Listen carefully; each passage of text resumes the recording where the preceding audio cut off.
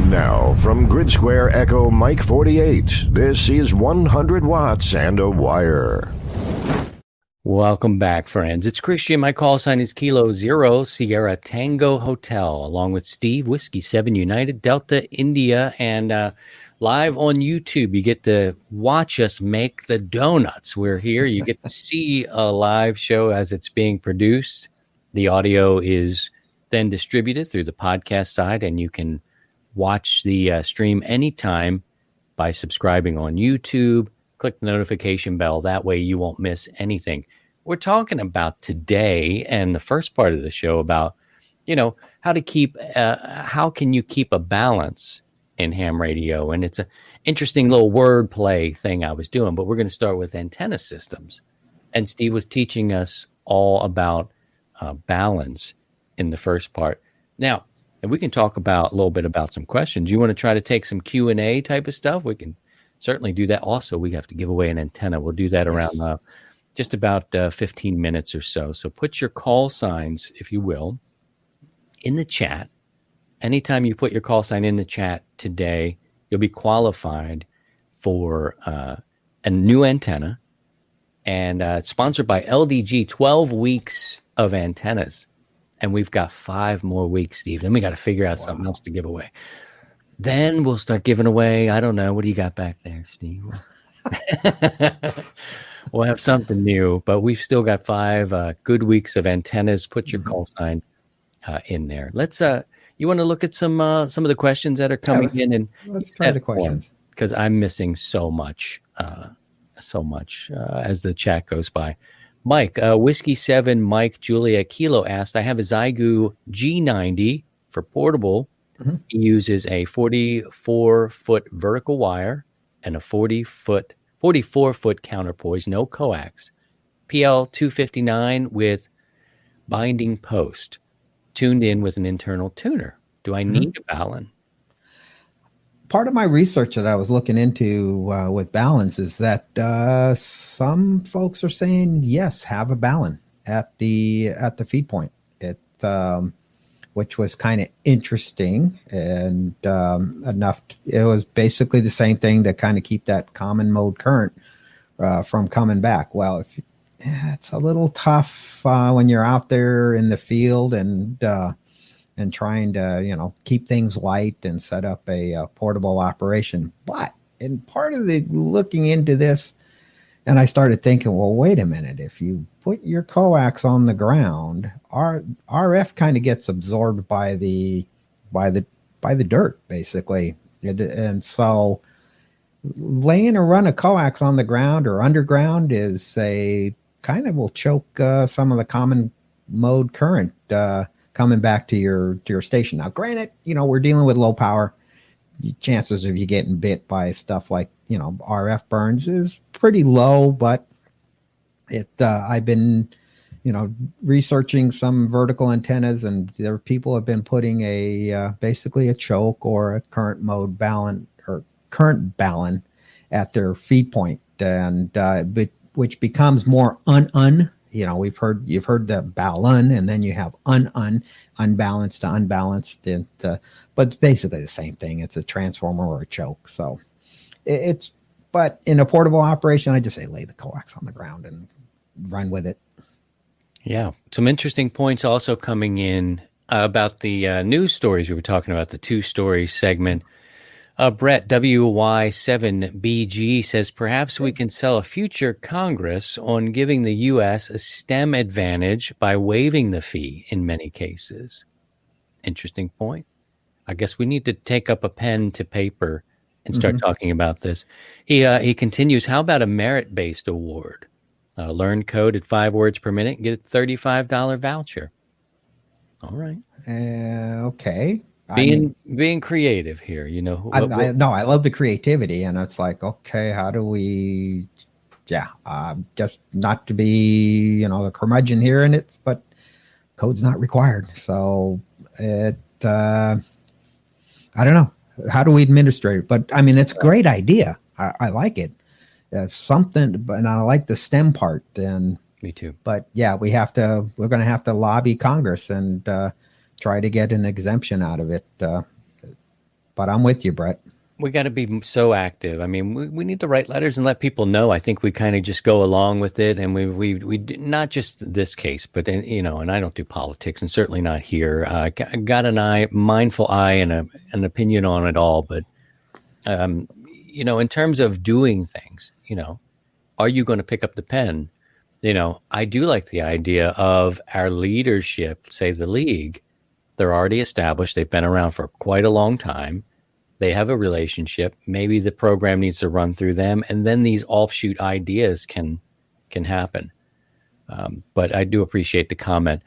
Let's see. Do you think the fee will open up some vanity call signs? That one's from Kevin, KN6IIW. I think it will. There's been, you know, for a number of years, the vanity hoarders, as I call them, they just, you know, constantly they abuse the system, to be frank. And they're just constantly changing and hoarding up these calls, and then they become inactive for, you know, or uneligible for 2 years, and it just turns into a mess. The system has been gamed, and I think this fee is going to slow that way down, unless someone wants to, you know, keep, you know, every time they go putting in for a vanity update, they, you know, if they want to throw $35 at each time they want to do it, then so be it. But you know, us hams, we're kind of frugal. You know, that's nice. Talking about politically correct. Yeah. Yeah, we're cheap. Frugal. But yeah, for the most part, we're pretty frugal, and I'm not going to be, you know, throwing around $35 to give to the government. I already give them enough money as it is. So right. Yeah. Yeah. Pick something you like. Try to stay with it. Here's a question going back to balance here, our topic for today. Can I add a dirty balun to my homebrew 20-meter dipole? This should help. The ugly balun. And it's really simple. It's just about 18 to 21 feet of cable, and you just kind of wrap it. Get like a 2-liter soda bottle and use that as the form, and then you just wrap the coax around that bottle. Now, don't just wrap it up and then it's just this ugly looking thing. You want to have them all lined up nice and neat, and it becomes the ugly balun, and then you secure it all up. But a 2-liter soda bottle would be a great form, or 6 or 8 inch irrigation pipe is another one, but not everybody has access to irrigation pipe. But any big PVC pipe will you use that as a form. So just look up ugly balun, but that's a way that you don't have to go buy one, and all it's doing is providing the choke to keep the RF coming down on the shield or the outside of your cable. You're reducing the common mode current. Going back to the licensing from Paul, KD2HJW, if you pay the $35 to take your tech test and pass, do you have to repay if you want to take your general? Yes, it will be an upgrade. So every time you upgrade, it's going to be, so maybe we'll get creative with the VE sessions. So you pay your $15 to the VE session. Those are administrative fees for the VE.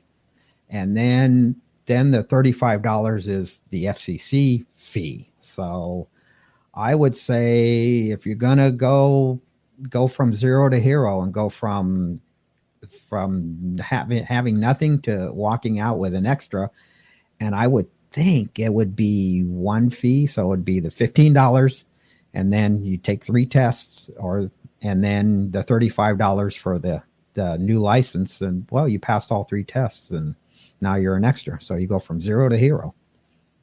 We have another question here about baluns. When you have an antenna that can be fed with ladder line, is it better to have the balun at the feed point or in the shack?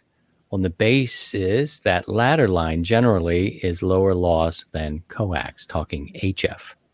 I would put so we're going to use like this balun, because this has the posts here.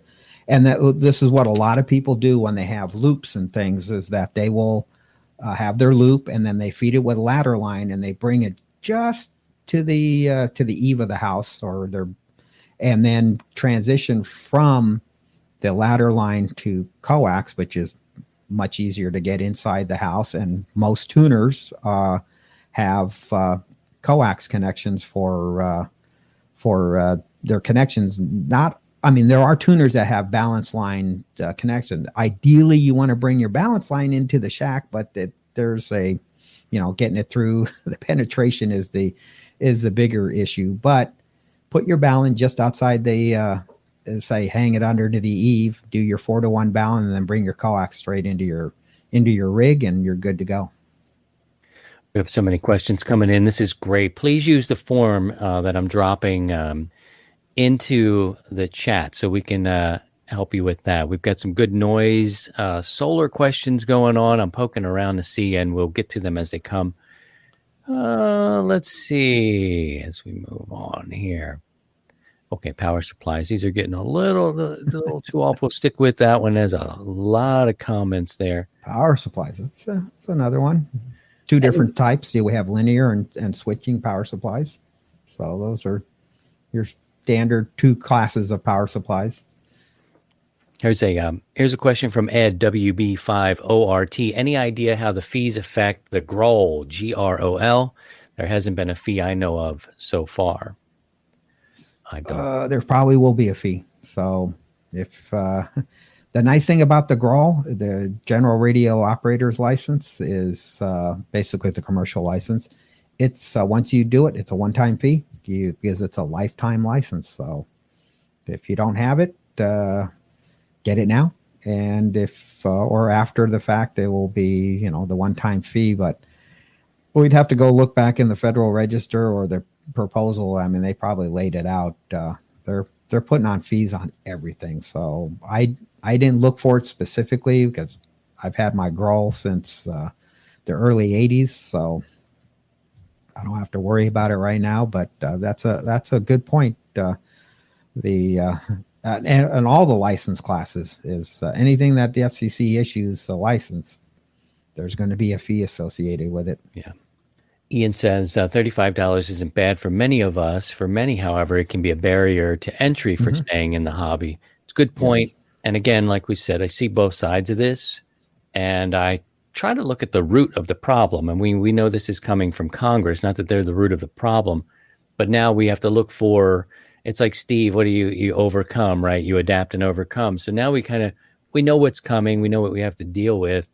I'm in favor of more so arguing about the point that this fee sucks. Okay, we got it. Good. Next. So, well, there was a time when not too long ago, the FCC charged us for vanity calls, and there was a fee involved in that. This was maybe 10 years ago when they finally eliminated it, because what was happening was that you had to you applied for your vanity call, then you had to go to another site to do your fee and then everything. But if you didn't get the vanity call, then the FCC had to reimburse you or pay you back, refund basically the fee because you didn't get the vanity call. That turned into be an administrative nightmare for them, and they ended up costing the commission more money than they were collecting. So this is I don't think the FCC really wants to do this, especially for us. But they've been told by their bosses, which is Congress, so that thou shall do this. And yeah, so let's see how it all plays out. I think we just need that collection place, and I think it's the league. I think it needs to be the league. And what a way for the league to actually stand up and say, we're here for you. We're going to develop this program. And maybe they are, and I just don't know. Maybe they are. I hope they do. I hope they do become the place where our fees to the league help pay for somebody in a position to help some other future hams come in and make these sort of these changes. Or we can donate. It's like, hey, I want to, they have the RF Spectrum Fund. Well, how about let's have a licensing fund to help people, and then it's like a grant or something that people would go, and if it's for youth, it's someone under 21 years old, and I'm just picking an age, just under 21 or 18, they want to get licensed, and they pay the fee, and then they get their license, and then they can go back and say, okay, I want to get a grant from the league to reimburse this $35 or the $50. I think something could be worked out, and using the league as that center point, the repository, I think they're in the best position to do that. Now, whether the league will do it or not will be another story. Yeah, and Maybe then if some not, other who organization steps might up? step up. Who steps up if they don't do that? And look, this is just two guys on a Saturday morning throwing more work on really good people at the league. The league takes a lot of crap, guys, and whether it was from the top, somebody doing something that upset you, or some changes along the way, there's a lot of good people that work for the league, and we need to remember that when we go button heads and thinking about the league. But this is two guys throwing a lot of more work onto them, saying, hey, maybe you want to pick this up and figure this out. But I just do. And you pull back from it. It makes sense. So let's create something. I love the donation angle where it's, again, you're donating to something that's an entity that's been around, decades and decades and decades, over a century now, right? So it seems like a safe place to do it. I don't like to pile work onto people, but think about it. Our leadership at the league, hopefully it gets to the table and they're going to discuss this. That would be ideal for us. W7JET says, not a question, but a clarification. The $35 fee is for each license. So if you take all 3 licenses in one day, it's $35 times 3. So 105 from 0 to hero. Well, hey, you got to pay for a cape and tights. Look, we don't have all the answers. And that big S on the chest.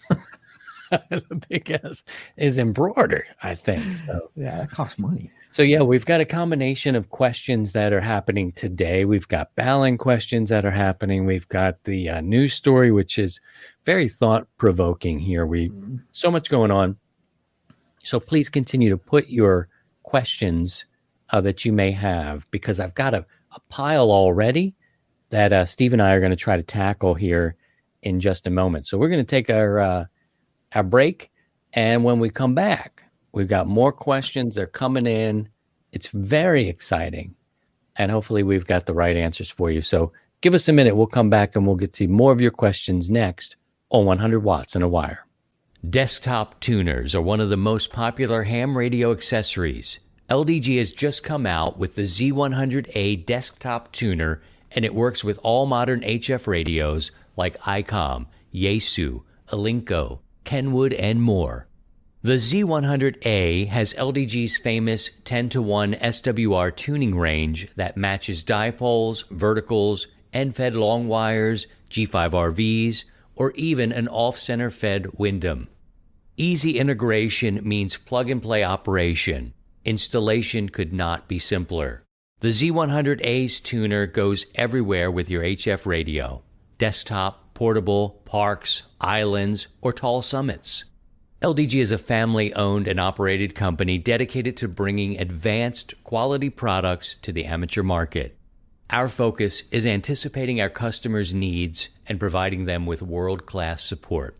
Don't forget, LDG products carry a full 2-year, fully transferable warranty. Support is only a phone call or email away. We're always here to help you.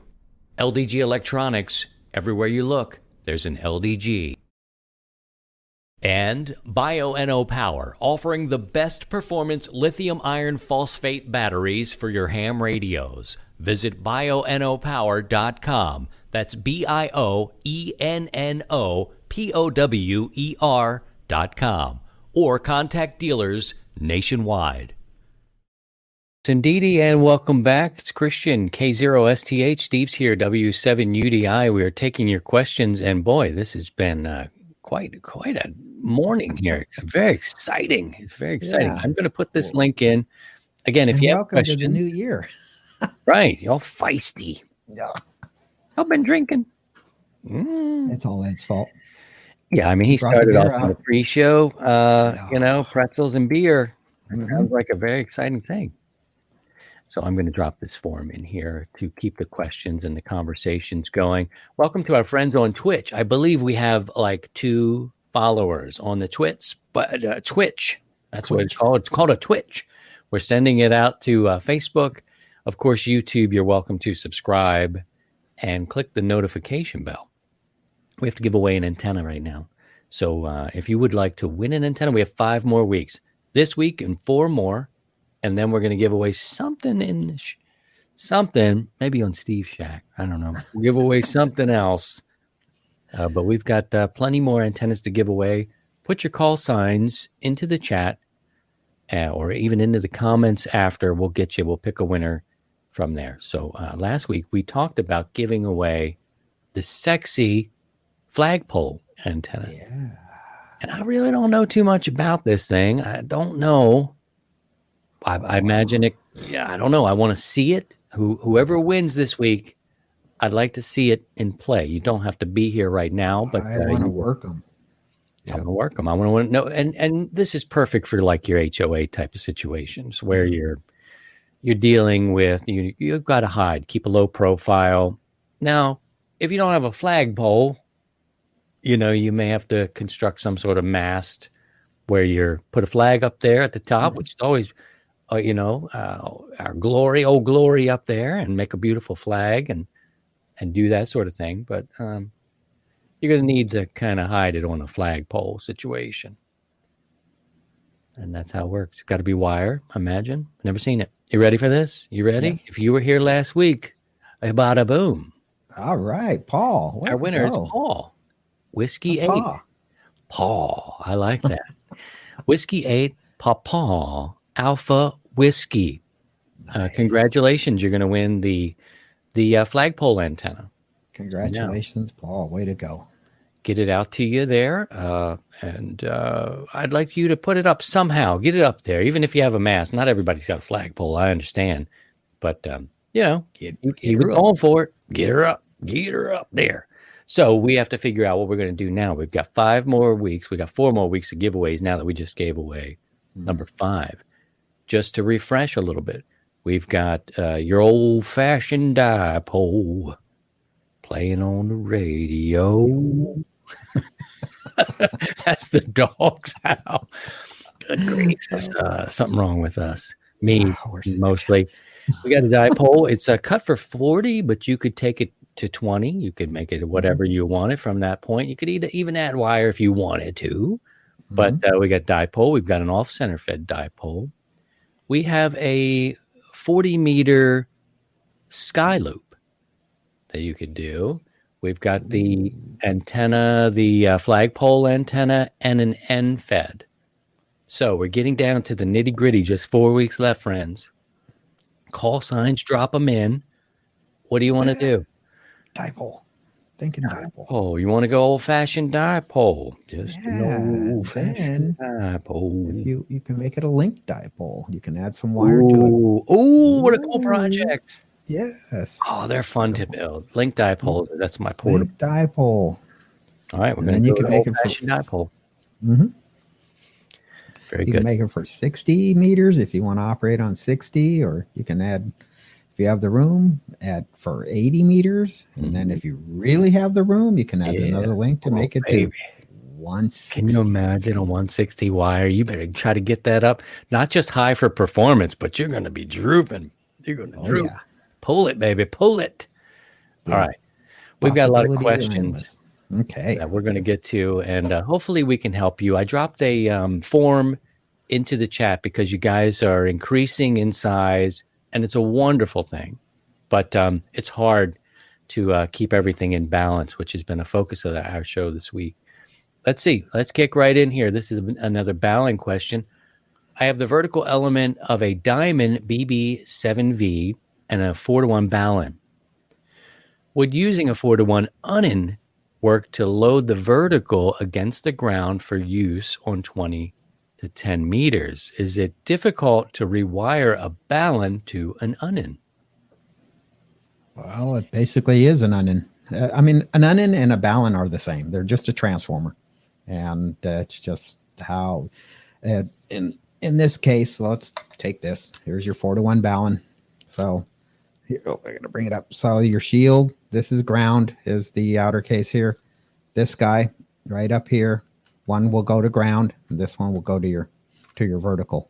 And this will operate as an Ununs, a 4-to-1 Ununs. So it just it will work. Now, did the vertical come with the 4-to-1 Balun? I mean, that's kind of but I'm not super familiar with that particular antenna, and it might be designed that it has an impedance of 200 ohms at the feed point, so the 4-to-1 balun is, or Unun, is going to, truly that's what it's going to be, an Unun, because the antenna, a vertical antenna, is an unbalanced antenna. It's not a balanced antenna, so it'll be an Unun. So, but typically your vertical impedance is going to be around 36 ohms, so close to 50 ohms. Good deal here. Here's a tower climbing question. Ooh. We've got a question from Ricardo. We need an engineer for our tower at the Disney Club. The local authority would not let us work on it. The tower's old. Any suggestion?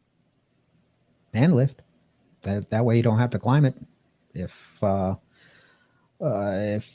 depending on how tall the tower is, we need an engineer. So yeah, probably to do a structural analysis of the tower, and that's probably going to be required by the site owner. And but if you need to, get up there, consider renting a man lift, and that way you don't have to physically climb the tower, and it's safer and much better way to do. That's how I changed my my HF antenna here a couple months ago. I just rented an 85-foot man lift and did it that way. Now, are they in your business? I know several people, some broadcast engineers are using drones to kind of go up and get a look. Do you see a lot more of that happening? It's becoming more commonplace that the use of a drone to do a kind of a visual inspection or something. Hey, we got a problem up here. Let's send the bird up and take a quick look, take a few pictures, and then analyze it after the fact before climbing it, and at least you have an idea what you're dealing with before going up. I wonder how accurate they can be. I bet you the cameras are pretty good, but it'd be you're up there looking at it directly, as a climber, someone who gets up there and can actually see the nitty gritty of it. I wonder if those cameras are very accurate and working in that way, but seem like they're pretty good. Yeah, they're not bad. And you can zoom in, and then, it basically saves it to a little SD card on the bird. And in the case of my DJI Phantom, or not the Phantom, the Mavic that I have, it saves it right there. It's I think it's a 12 or 24 megapixel camera, and just zoom in, save the photo, offload it into the computer, and then you can kind of zoom in on the picture and get a pretty good idea. The idea of him saying that the tower is old, does that raise any red flags for you? I mean, in terms of proceeding with caution? It could be, how, has the tower had any maintenance done on it? Has it, when the last time was it inspected? There's, being old doesn't mean that it's not, serviceable or usable or safe. It just, a lot of it is, was it neglect? How long has it been neglected? Because, for the most part, towers are put up and forgotten about. Nowadays, there's inspections, and there's, people are taking a little more proactive measures on towers and keeping them up because of the liabilities and involved in it. So, all right, a lot has changed over the years. Well, we have a friend here, says neighbor 2 houses down, less than 200 feet, installed solar panels last week. I'm afraid that will create noise on the lower frequencies. How to tell? And if so, how to approach the problem? Well, it's that's the issue. It's get a baseline right now and see where the noise floor is, and if you got anywhere you can see like an SDR receiver or your pan adapter on your radio, if your radio has that, kind of get a baseline. You can take a picture of the S meter of your radio, just on the various bands, and say, okay, this is my noise floor. And then once the solar system goes into play, you'll know it. during the day when it's not the panels themselves that are creating the problem. It's the inverters. It's the chargers, as they call them, the solar chargers. The good quality chargers are RF quiet, but the cheaper ones are not. So they'll cause a broadband noise. And yes, you can approach them. They're probably going to say the heck with it. I think your only recourse is to file a complaint with the FCC, because they're supposed to meet Part 15, and the FCC might turn around and send a letter to the homeowner saying, "Hey, your solar system is causing interference to a licensed radio service," and it could be get their attention. But yeah, it's a touchy subject. It's I know down in California they're requiring all new construction to have solar. So I know our folks down in California are dealing with it, and they probably have, they'd be a good resource there to, see what they've dealt with and how to remedy it. But yeah, get a baseline, get it before it went into play. And then you'll see the difference between daylight and the evening, because at night solar panels are not working. So. Okay, we got a question from Kilo Delta 8 Victor Romeo X-Ray regarding the vertical antenna choke. Couldn't you use snap-on ferrite beads on the coax to prevent common mode choke?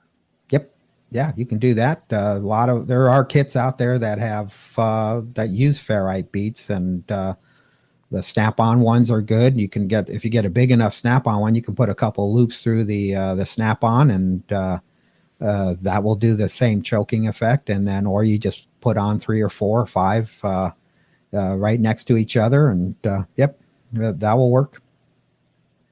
Okay, we've got a question from Ed. I have built and used an ugly Balun from RG8X running a little power, 600 watts. I have been shy of using that coax for building the choke from. Using RG8 seems unreasonable. What do you think? You can still do it with RG8. In fact, I've built ugly Baluns with RG8, just 6 or 8 inch diameter, and then just wrap your coils onto that form.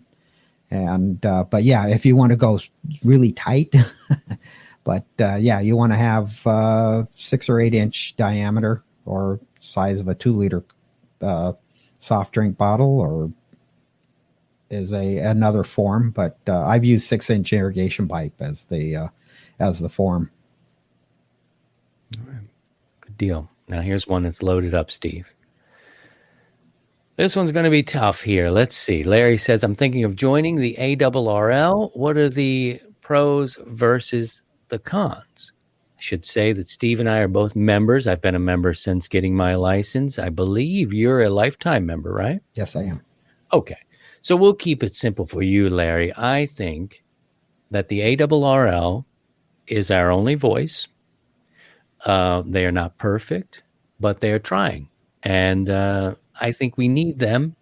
The backside is having a show like this, a ham radio talk show, where I may criticize the league. I may criticize moves. I may celebrate moves. I may encourage them to do new things like we have on a recent episode. So I believe it's good for me to be a member, because they do provide me some representation. And if I'm going to talk about them in any way, if I'm going to have a voice, then I think that it's only fitting for me to be an active member. Steve, maybe talk about your lifetime membership, why you did it, and why you're still, a member. I did it because I believe in the league. I think it's a good organization. Yes, it has problems. It's like any organizations; they have their ups and downs, and they have some issues. And it's the majority of the leadership is volunteers. It's us, and I wanted to have a voice in it. And it's easy to sit in the cheap seats and criticize the league and everything, but to really have a say-so in it, you become a member, and then you have a little bit of clout as a member, because it is a membership organization. So And if, the leadership in the organization is not listening to us, the membership, then we vote them out. And this has happened here recently. There's been kind of a shakeup in the league, and things have changed. And it's, like any large organization, it's going to take time. It doesn't happen overnight. But they do represent us. They are our lobbying firm, basically, to, the FCC and Congress. And the more members the league has, the more clout. Now, unfortunately, the league is around 150, 160,000 members, give or take. And we have 800,000 plus licensed amateurs. So it's, it represents a, 20% of the hobby. And, but as far as the pros and cons, the cons is $50 a year. That plain and simple, plus our license fees and everything. Yeah, it's money involved. The pros is that there's, we have QST, and there's, that magazine that comes along. There's QEX, and there's, a few other publications that are available. There's the resources that the league has, product reviews that the league does on, a piece of equipment. And being a member, you can go back and look up, product reviews and articles, and the repository there. And I've used them to renew my license, and as they're a VE, so there are some member benefits that made it. I mean, my renewal was just easy peasy. I just dealt with it with the league, and bam, it was done. I could have done it myself. The last time I just said, I'll let the league do it. And it was pretty straightforward. I could have done it, got on ULS system and go through the whole monkey motions, but I figured I'll give the league a try and let's see how that process worked out. And it was really straightforward and easy. So there's some good benefits to it. And I recommend joining. Now, whether you be a life member, that's a different story. That's up to you individually, because it's a sizable financial investment. And so I think it's a worthwhile organization, and to be there. And also on top of it, they're a publisher. So there's a lot of good manuals and books that the league publishes for us in the hobby. And one great manual to have is the handbook. It covers a lot of things, many things, and it's a great reference manual to have on your shelf. So please remember all that. You get a free book, right? They give you a book. You get your choice of the publications. So, you have to make your own decisions, right? So we do that. But please remember, everybody who is listening to us or watching us, these are people working for the league, are good people. They're working very hard. It's probably quite thankless there. They have leadership sometimes. They've had, as Steve mentions, they've had leadership changes at the top. Things seem to be going in the right direction. We want to have some sort of hope and representation. So that's why I'm there. But by all means, remember that the people that work there are just like me and you, and they're just working there. They are executing what's happening. So keep that in mind when you go up and you bash the league. I'd hate to work at a place where you think you're doing some good, and the disagreements drop down on the league, and that also hits some of the really good people working there. Yeah, they don't make the decisions. They're worker bees, and don't take your frustrations out on them. That's what the directors are there for. You vote for the directors as a league member, and you interface with them. If you have an issue with the league and the leadership, it's you deal with it with the directors. You don't deal with the staff. And by all means, they're there to do a job, and they want to do a good job and help us out as members. As members, we don't need to vent our frustrations with the staff. If you have frustrations or you have disagreements, that's what the directors are there for. They're volunteers, and they've stepped up to be in the leadership role, and so they need to take the heat because they're in the kitchen. Use their name. Say their name. They wanted to get up there to represent. Write a letter. Put pen to paper. And see what happens. But there you go. Wow, this has been quite an adventure, and I hope all of this helps you. Well, we've reached the end of our show. It's been so busy. It moves so fast. I want to encourage anybody who's watching right now, please go subscribe to the YouTube channel. That's becoming the hub of all the content. You'll see questions and answers are put there in playlists.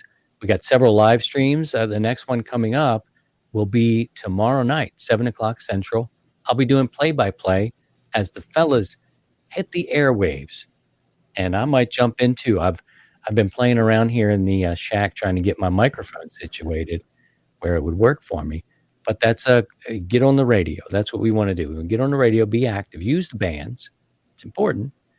And we'll share the show or the streams and the nets and the gatherings of the willings and the meet and greets all on the YouTube channel. So did we solve all the problems today, or we probably need to go to the bathroom, fill up on coffee, and keep going? So don't forget to get your call signs in the into the chat so that you'll be eligible for next week's antenna giveaway. So to help encourage you to drop your call signs in there, here's the question for everyone in the chat room: Ginger or Marianne? Back to the old question: Ginger or Marianne? Marianne. We lost Don Wells there just recently, so in mind if only one of them is still alive. So yep, Ginger is still with us. I'm going to go with Ginger in this case. And now, if you're talking about on the show, that gets harder. So put your comments down in there. So put your answer in there: Ginger or Marianne, along with your call sign, and you'll be eligible for the antenna giveaway. I'm a Midwest farmer's daughter kind of girl. I like that sort of girl next door thing. All right. Thank you all for joining us, Steve. Thank you. I think we fooled him again. Really nice crowd today. I appreciate you being here, and we look forward to reading your comments. We'll read through those after the fact. The questions, use the link. Okay. I think you can still use it. Many questions came in. I was able to pull from those. That's good. That way we don't miss too much. And I'll say 73, man. I think as we head into this new year, and everybody's hopeful and wants some change. We want a better thing. We want to be better away from this stupid virus, maybe away from all this fighting. In the end, and this is for our folks here in our country, and not to soapbox it too much, but we're all Americans. We're all Americans. That's where we need to be. Here is just a small little niche. We all love radio. We all love our country and our families. And we're trying to stay in those veins of things that we all love. Just remember that. We don't have to keep fighting each other. We're all Americans. Let's just talk on the radio, in person. I don't know. What's wrong with me, Steve? They're saying that old hippie. He brought out the Americans and the peace and the love. I was like, I want to get him. But that's how I feel, man, as crazy as it gets. We're all in it together. So all in it together. And now I'll share the worldwide audience, because we have people listening in other countries. We're all brothers and sisters. So keep that in mind as we go forward. Steve, thanks so much, man. Have a great weekend. Stay dry. Don't fall on the ice. Yes, same to you. Yes, it's a slick one today. And we'll figure out something new to talk about next week. We appreciate you guys. 73, take care of yourselves. And by all means, if you can, please try and stay above the noise. 73. To join the 100 Watts in a Wire community, visit 100wattsinawire.com.